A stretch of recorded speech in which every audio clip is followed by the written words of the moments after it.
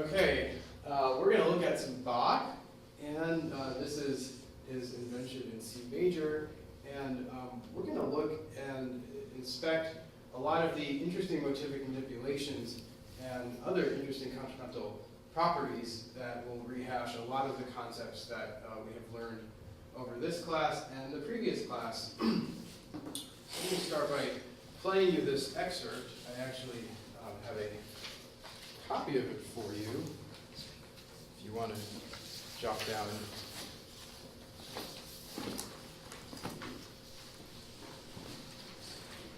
Any notes while I am writing?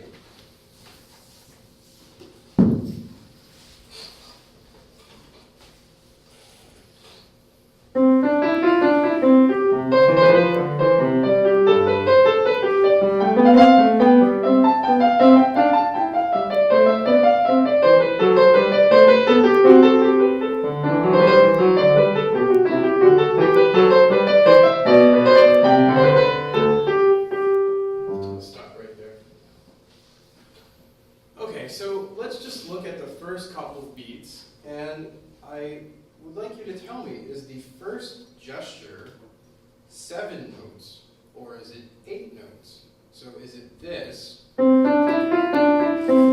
or is it this? Why or why not? I think it's the second one. I'm cheating and looking at the rest of the piece, and it always goes to that last 8 note. The rest of the piece is always a good way to verify your claim because it'll prove your hypothesis. I think that the nature of this motive as starting with a rest, which I think signals that it is in fact accented and therefore it is pushing to the next downbeat rather than stopping on the 4th 16th note. I presume that other people that agreed with that will have a similar sentiment. Anybody else want to comment? I mean, okay, like I just thought that, I mean, I am looking throughout the entire piece as well, and it's, my question would be like, why not 7? Because it does always go to that 8th note, but then if you look at it, even though it follows that 8th note, it also follows, I feel like that there's like that motive that it's like from, like the G, C, B, C, or like, the jump of a 4th down a half step, up a half step. So you're saying that there's a correlation between these 4 notes and this motive? Yeah. And there certainly is. I'm definitely going to establish that very, very clearly in about 2 minutes. So I'm glad you brought that up. Okay, so let's just kind of work with the 8-note unit as our motive or our musical compound, as I was alluding to the other day. And notice that this is immediately repeated in the left hand, and what is the industry term for, you get it in one hand and you get it in the other hand? Imitation, good. That was probably somewhere in your undergraduate textbook. So we have imitation, and against this imitation we have carefully chosen notes C, B, and C, which clearly form a counterpoint against the imitation. So let's just take a look at what exactly is going on here. Where does the CBC come from, and how is it functioning here in this context? We have these 2 voices, and clearly there are harmonies that are being implied. So let's kind of run with that just for a second.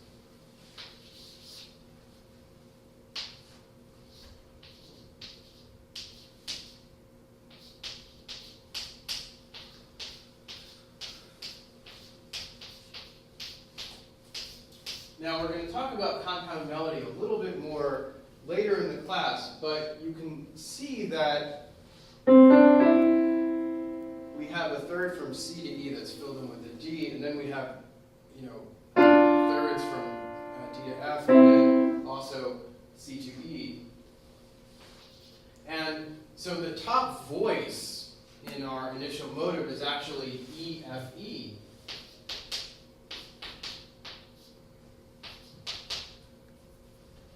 So our top voice of the motive is up a semitone and down a semitone. And so is it a coincidence that our counterpoint against E, F, E is actually, what is the term that you would give? The operation that generates CBC from E, F, E. Inversion? Sure. Sorry.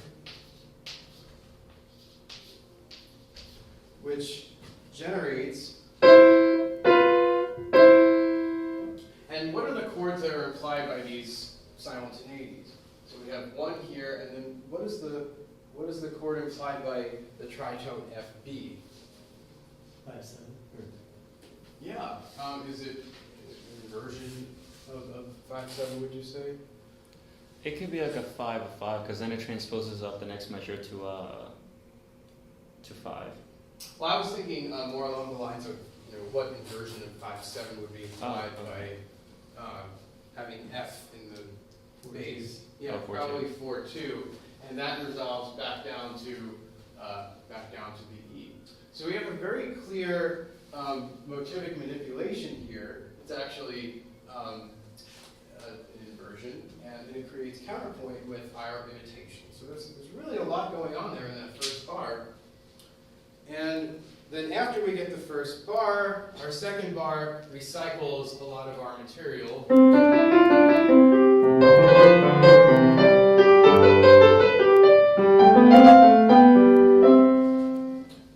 Now the term I gave for something like this last time was sequence.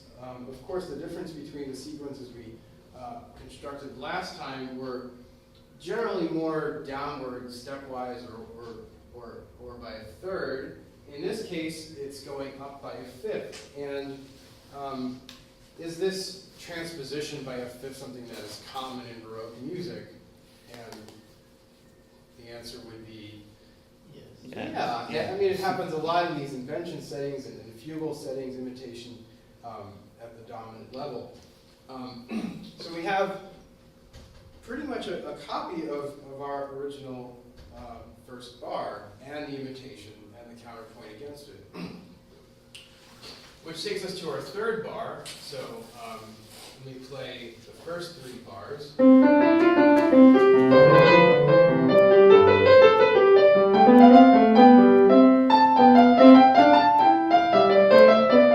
going to stop at the beginning of bar 4 because there's certainly some stuff to unpack in bar 3. What is your instinct for what happens in the right hand? Which of those manipulations that we discussed? Inversion. Yeah, I would say inversion. In this case, instead of starting on a C, it's starting on an A. So the C and the A get swapped out, and then it goes down a step, down a step, down a step, up a third, down a step, up a third, instead of up a step, up a step, up a step, down a third, up a step, down a third. So it's inverted and also transposed. So not only is it inverted and transposed, but then after we get that once, do we get it again?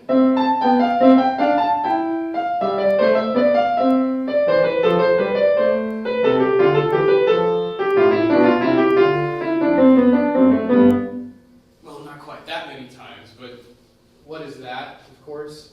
Sequence. Maybe a little bit more of a standard one that we're in fact used to. The sequence cuts off when we have achieved a new accidental. What is that accidental? F sharp. F sharp. So the point of this sequence is to actually modulate from our original key of C major, and once the sequence has achieved this F sharp, it can actually cut off. But before it cuts off, the left hand does something sort of cool. It was sort of important that this C is a part of this gesture, and so we could think of these 4 notes, B, C, D, and E, as their own unit, and have we seen 4 consecutive notes stepwise in a row at any point earlier in this piece? The opening 4 notes. Yeah. So this is what term given that it has now been stretched from 16th notes to, Augmentation. yeah, so we're dealing with an augmentation embedded in our sequence, which is counterpointed. There's counterpoint against our augmentation with inversion, and this cuts off after we have achieved our new accidental. You'll also notice that the right hand goes on for a little bit longer with its sequence than the left hand.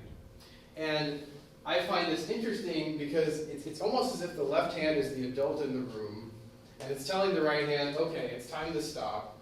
And so only when the left hand has, cut itself off does the right hand realize that it is in fact time to stop sequencing as well. So let's go through that sequence. And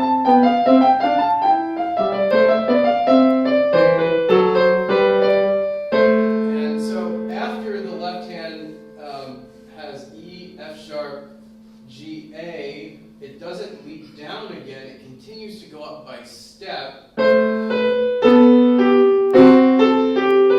so you can argue that these two notes are an extension of these four notes, which were a fragment of the opening motive. So it really all comes together. In these two bars, we have inversion, we have fragmentation, we have augmentation, we have extension, we have a sequence.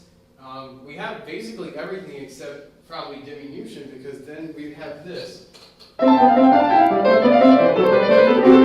be really fast. Just made them all 30-second notes, which actually won't change the piece at all. Fine. Okay, so once we have our new F sharp, we're actually in the key of G major. There's a pivot chord, somewhere up there. And let me quickly take you through the next couple of bars.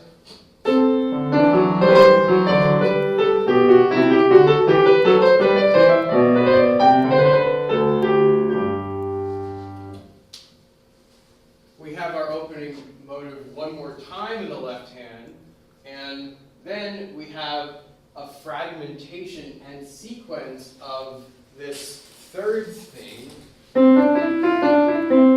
except that's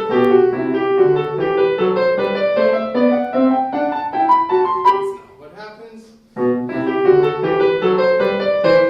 It cuts off when we get to 1/6, because 1/6 is an announcement that we are going to cadence, and we have a cadential progression, which finally has a PAC in the key of G major.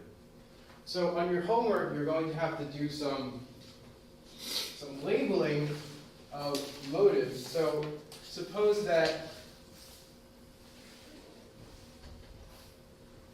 these first 8 notes were your motive, you maybe want to just call it A. And so you can say that, for example, our inverted form here is like the inversion of A. So you can actually see this in the directions on the assignment. It will give you very explicit directions about how to label this.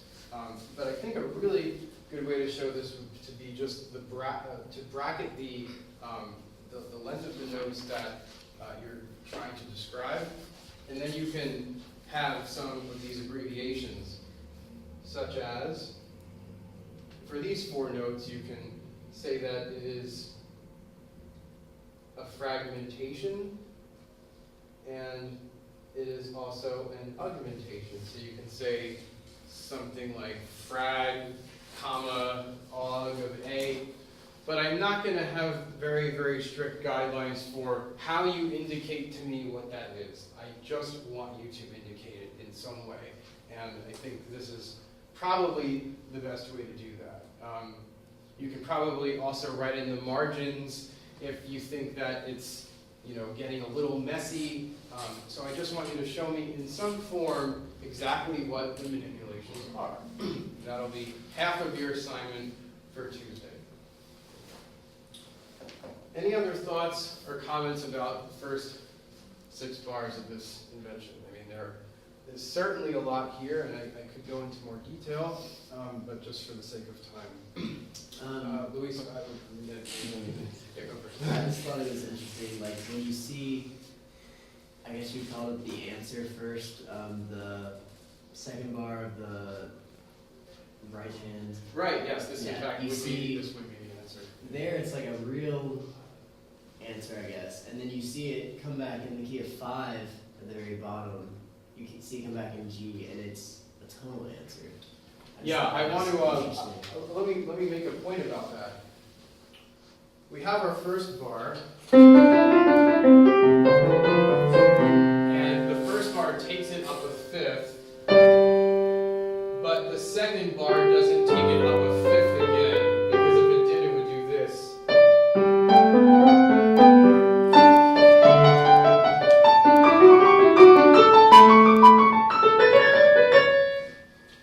So there's a sleight of hand here. Instead of this being a D, it's a C, because we only want an instance of one, and then the answer, which you properly said, is in 5.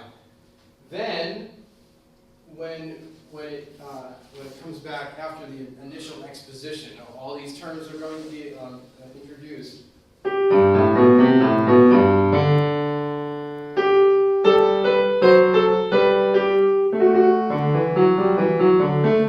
It does become less and less literal as the piece goes on. So, for the sake of this class, I chose these bars because they are in essence sort of exact, with the exception of this one note.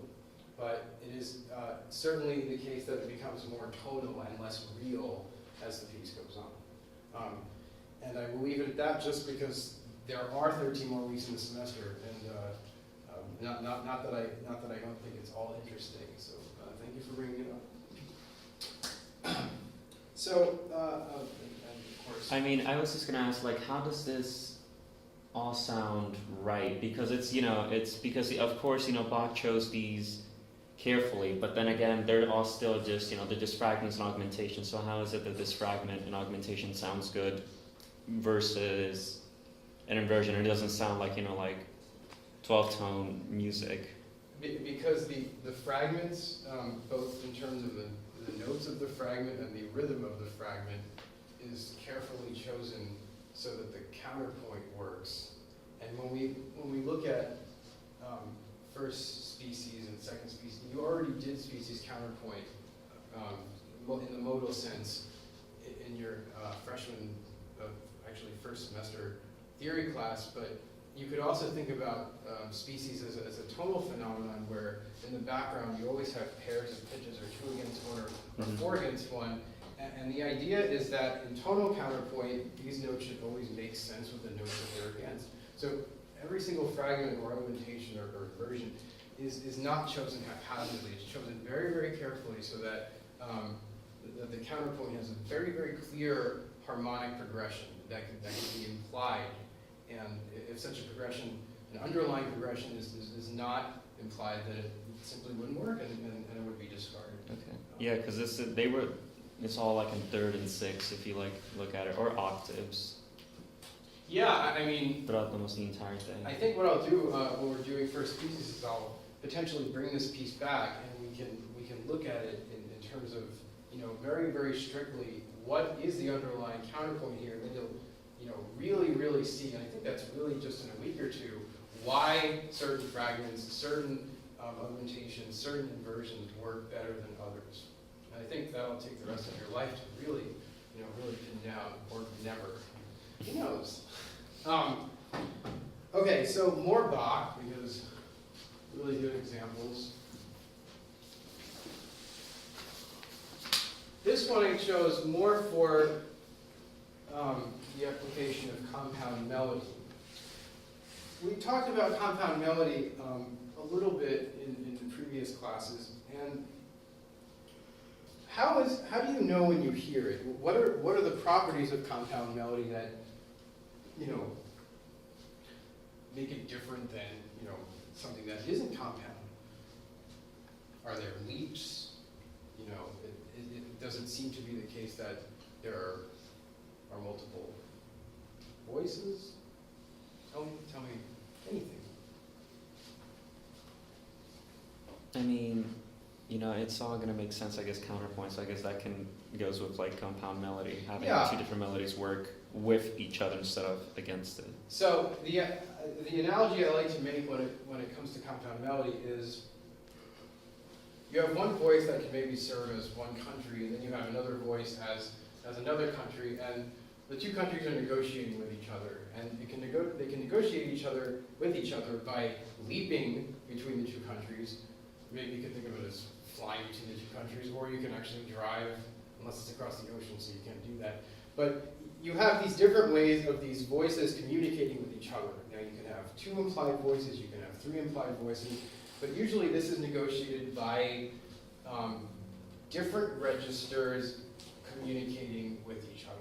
And that is really why I chose this example is really the classical example for compound melody, not just because of the leaps, but because of the idea that compound melody is the linearization or the horizontalization of things that would otherwise be vertical.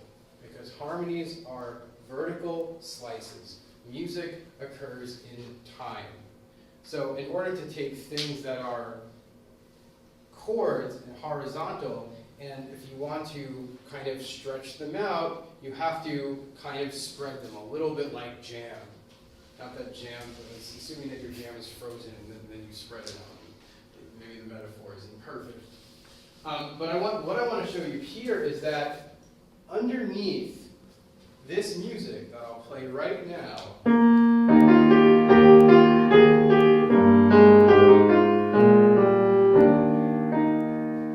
we just have a couple of chords that have been linearized through non-chord tones, through temporal displacements. So you have things that should sound simultaneously harmonically, but are obscured by, a chord tone or a non-chord tone occurring maybe slightly off of where it would if it were being enunciated at the correct time. So.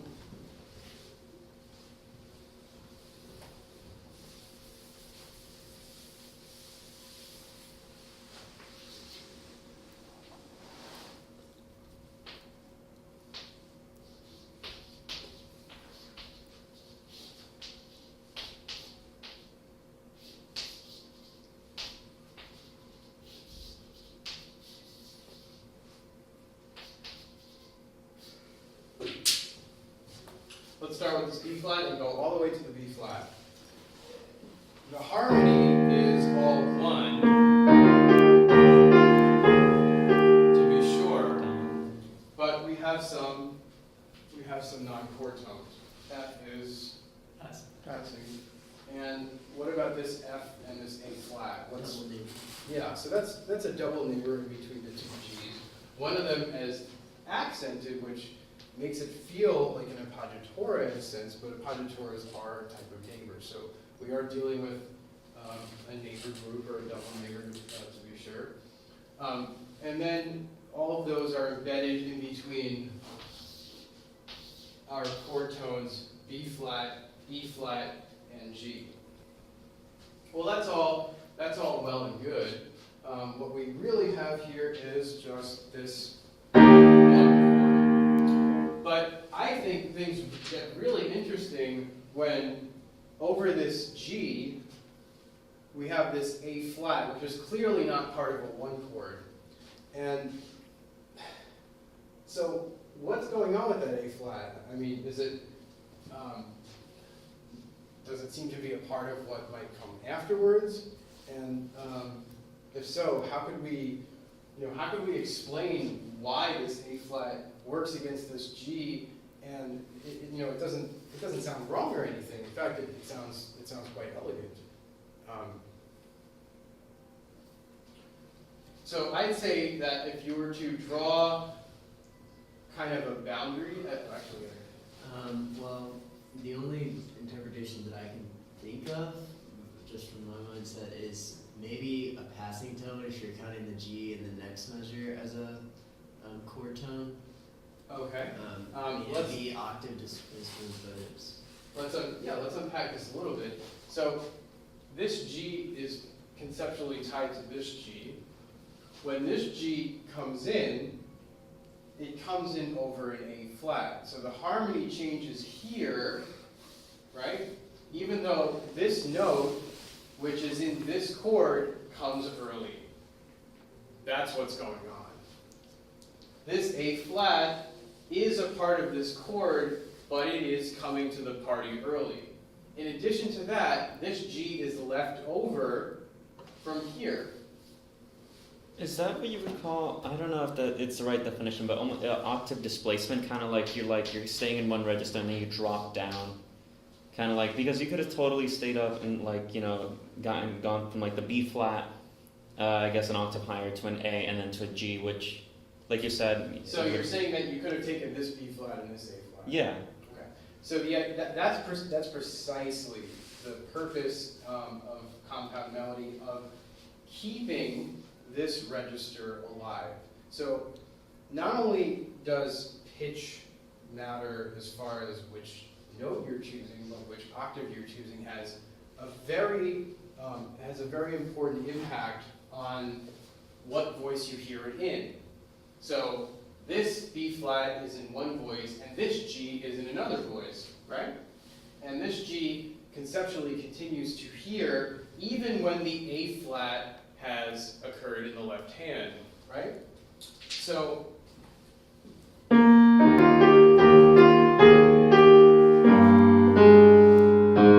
what kind of non-chord tone do we have when the G is suspended over the A flat and then resolves down to the F?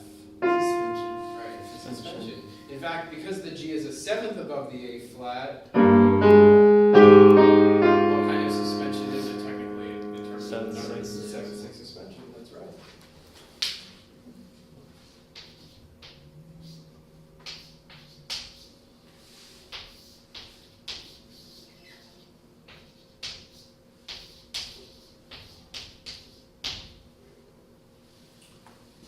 And this E flat kind of works as a lower neighbor to the F as well. Okay? So we have the G acting as a suspension against the A flat. It resolves to the F, and then it goes back down to A flat, and the bass moves to B flat, which is fine harmonically. That's a 5/7 chord. But now we have this A flat coming down to the G, and the G is not a chord tone against the B flat. Why is that G there, and what is it coming from? Well, talking about compound melody, I'd say that's an anticipation to the next beat. It's just not held over in that chord. Exactly. So this A flat comes early to the party. This G comes early to the party as well. Right? So it is a chord tone, but it is a chord tone in a chord that has not happened yet, at least in the bass. So it gets started, but it doesn't kind of come in full force until our E flat comes in and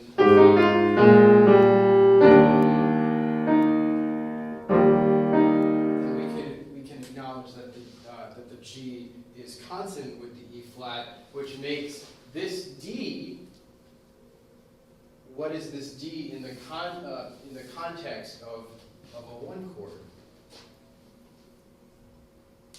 What is the relationship of D in terms of E flat? It's a 7.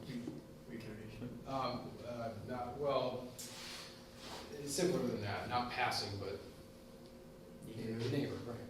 Oh, So this D is a lower neighbor to this E flat because we have now moved on to 1, and so you can think of it like that. You can also think of this D as potentially lagging over from the previous 5/7 chord, and so in that sense it might actually be a retardation.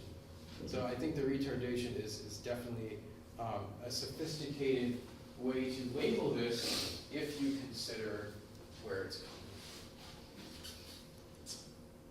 So this is a really cool compound melody, and there's a little bit of compound melody analysis in your homework. I think it's a lot simpler than this, but nevertheless, I think this is a really, really cool example. And with that, I'm going to close down the tape. Bye, tape. Bye.